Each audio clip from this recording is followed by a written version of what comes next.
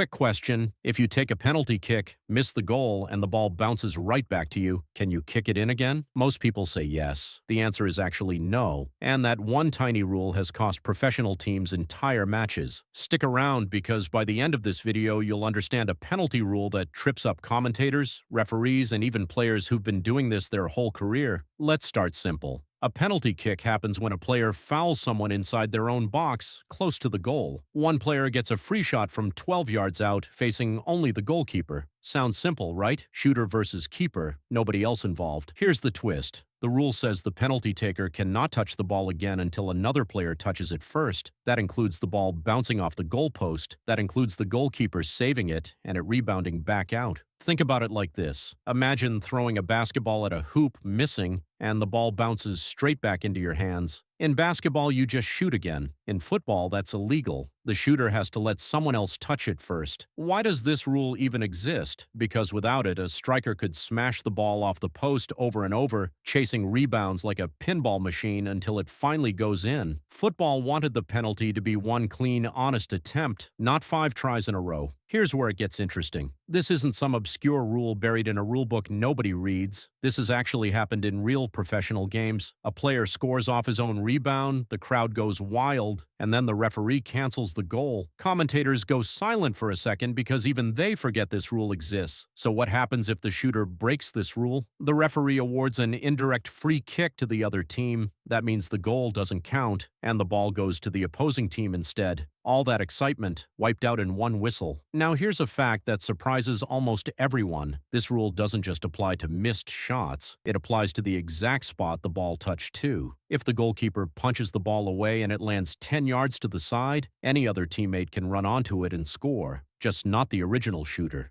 Let's compare this to something Americans already understand. In American football, if a quarterback throws an incomplete pass, he can just throw again next play. No restrictions on who touches the ball next. Football's penalty rule is stricter. It's almost like the game is saying, "You got your shot, now step aside." Here's a question worth sitting with. Why doesn't this apply to the goalkeeper the same way? Actually, it does. If the keeper saves it and picks it up, that's completely fine. Handling is allowed for keepers inside their box, but the moment the ball bounces free, it becomes a race, and the shooter is banned from that race until someone else joins in. This is exactly why penalty shootouts feel so tense. One clean strike, one decision, no second chances unless a teammate cleans up the mess first. So here's the quick recap. A penalty is one shot, one shooter. If it misses, bounces off the post, or gets saved, the shooter cannot touch it again. Someone else has to touch the ball first, or the goal doesn't count. It's a rule most casual fans never notice until it decides a World Cup match. Next time you're watching a big game and a rebound goal gets called back, you'll know exactly why. And trust me, you'll understand it better than half the people sitting next to you. If this helped the game click for you a little more,